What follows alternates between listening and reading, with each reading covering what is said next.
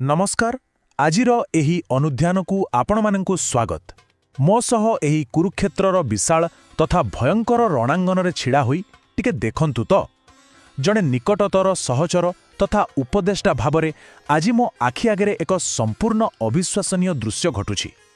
आमे समस्ते जानू जे महाबाहु अर्जुन जे त्रिलोकरे अजय से आज किंतु भितरे भितरे भांगी पड़ुछंती माने तांको मन भितरे एक भयंकर युद्ध चलीछि। सामनारे छिड़ा होइथुबा निजर पितामह भीष्म गुरु द्रोण एवं निज भाई मानंकु देखि तांकरा शक्तिशाली हृदय जेमिति विदीर्ण होई जाउछि। एहा कोनोसी साधारण शत्रुर भय नुहे आज्ञा, एहा हेउछि जणे महान वीरर चरम विषाद जहा आज आमकु मानवीय आवेगर एक अदृष्ट सीमा को नहीं जाउछि। आसंतु अर्जुनंकर एही विषादकु आमे गभीर भावरे विश्लेषण करिबा। अर्जुनंक मुखरु बाहर थिबा एही जंत्रणादायक शब्दगुडी उपरे टिके ध्यान दियंतु। तांकर अवस्था देखिले लागुछि जेपरि से कांदी कांदी कहउचंती मोर अंग प्रत्यंग सबु अवश होई जाउछि, पाटी सुखी जाउछि, पूरा शरीर थरुछि एवं रोम टांकुरी उठुछि। वास्तवरे युद्धर भयावहता आउ आगको हेबाकु थिबा विनाशर चित्र जेतेबेले तांको मनरे प्रवेश करूछि ना ताहार सीधासळक प्रभाव आमे तांको शरीर उपरे देखि पारुछे। से निजकु निज पचारुछंती, अरे मोर ए अभेद्य शरीरकु हेला कोन, काहेकि एमिति एक अजणा भय मते ग्रास करि नेउछि। जणे महान योद्धार एपरि आकस्मिक शारीरिक विपर्यय देखिबाटा प्रकृतिरे खूब हृदय विदारक। एही मुहूर्तरे तांको भितरे ठीक कौन बितुछि ताहा टिके कल्पना करंतु। एते मात्ररे दुख आउ भय एही श्रेष्ठ धनुर्धरंक शरीररे माड़ी जाउछि जे जेउ हाथ गोटे मुहूर्तरे हजार हजार शत्रुकु शेष कर दी पारे ताहा आजि मुठा बांधिबाकु भी सक्षम नहे। अंग प्रत्यंग गुड़िक संपूर्ण अवश होई जाउछि।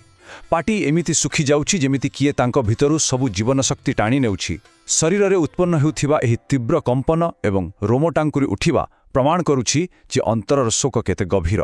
एक अदृश्य आतंक जेमिति तांकर श्वासरुद्ध करि देउछि।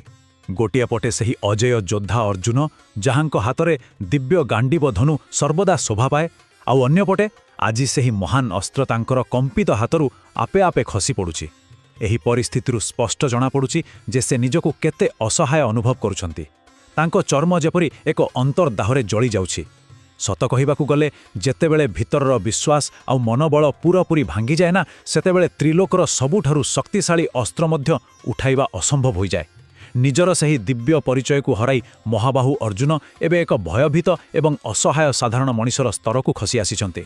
हेले एही शारीरिक पतन तो केवल बाहर गोटे लक्षण मात्र, असल प्रलय तो तांको मन भितरे चलीछि।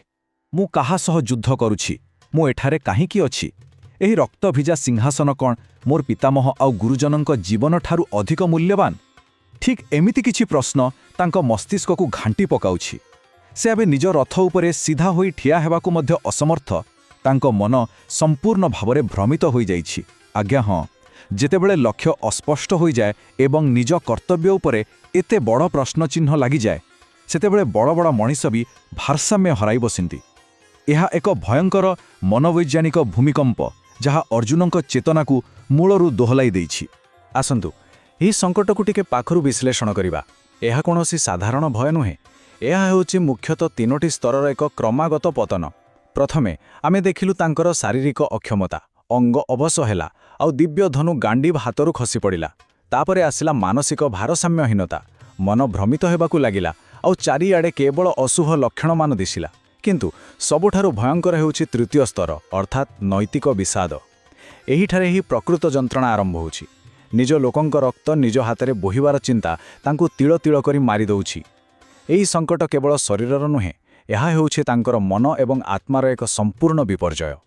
एबे निजर समस्त आशा हराई बड़ असहाय भावरे से निजर सखा तथा सारथी श्रीकृष्णଙ୍କ आड़कु चाहिले। कृष्णଙ୍କୁ चाहि भंगा हृदय से कहउछंती, हे केशव, मु केवल विपरीत एवं अशुभ लक्षण मान देखुछि। युद्धरे निज आत्मीय स्वजनଙ୍କ हत्या करिबारे मु कोनोसी कल्याण देखु नहीं। सही आखिर निराशा को टिके कल्पना करंतु तो, जे बुझी सारिलाणी जे विजयर मुकुट निज प्रियजनଙ୍କ शव उपर ही तैयारी हेबा। एही गोटिए मुहूर्तरे राज्य जय करिबार सबु इच्छा, पारिवारिक स्नेह एवं रक्तर संपर्क आगरे पूरापूरी मूल्यहीन होई जाइछि। तेणु आमे वर्तमान पहुंचीचु आवेगिक पृष्ठभूमि उपरे जहा हेउछि दिव्य ज्ञान पाई एक आवश्यक दुर्बलता। एबे मोर गोटे कथा ध्यान दे शुणंतु। अर्जुनंकर एही भग्न स्थिति को कोनोसी साधारण भीरुता बोली भाबिबा आमर सबुठारु बड़ भूल हेबो। ବାସ୍ତବରେ ଜଣେ ବୀର ଯୋଦ୍ଧାର ଏହି ଆଭ୍ୟନ୍ତରୀଣ ଅସ୍ଥିରତା ଏକ ବହୁତ ବଡ଼ ଉଦ୍ଦେଶ୍ୟ ସାଧନ କରୁଛି। ଯେପର୍ଯ୍ୟନ୍ତ ନିଜ ଭିତରର ଗର୍ବ, ଅହଙ୍କାର କିମ୍ବା ନିଜ ବାହୁବଳ ଉପରେ ଥିବା ଅନ୍ଧବିଶ୍ୱାସ ସମ୍ପୂର୍ଣ୍ଣ ରୂପେ ଭାଙ୍ଗି ନାହିଁ, ସେ ପର୍ଯ୍ୟନ୍ତ ସର୍ବୋଚ୍ଚ ଦିବ୍ୟ ଜ୍ଞାନ ଗ୍ରହଣ କରିବା ପାଇଁ ହୃଦୟ କେବେ ପ୍ରସ୍ତୁତ ହୋଇପାରିବ କି? ବିଲକୁଲ ନୁହେଁ। ଏହି ଯନ୍ତ୍ରଣାଦାୟକ ଦୁର୍ବଳତା ହିଁ ପରମ ଜ୍ଞାନର ମୂଳଦୁଆ ଅଟେ। ଏବେ ଚିନ୍ତା କରନ୍ତୁ, ଯେତେବେଳେ ସର୍ବଶ୍ରେଷ୍ଠ ଯୋଦ୍ଧା ସମ୍ପୂର୍ଣ୍ଣ ନିରାଶ ହୋଇ ନିଜର ଅସ୍ତ୍ର ତ୍ୟାଗ କରନ୍ତି, ଠିକ୍ ସେହି ଶୂନ୍ୟସ୍ଥାନରୁ ହିଁ ପରମ ସତ୍ୟର ପ୍ରକାଶ ପାଇଁ ମାର୍ଗ ଫିଟିଯାଏ। ଅହଙ୍କାରର ଏହି ଚରମ ପତନ ବିନା କ'ଣ ଗୀତାର ମହାନ ଦର୍ଶନ କେବେ ବି ସୃଷ୍ଟି ହୋଇପାରିଥାନ୍ତା? ଏହା ଉପରେ ନିଶ୍ଚୟ ବିଚାର କରିବେ। ଆଜିର ଏହି ଅନୁଧ୍ୟାନରେ ଏତିକି।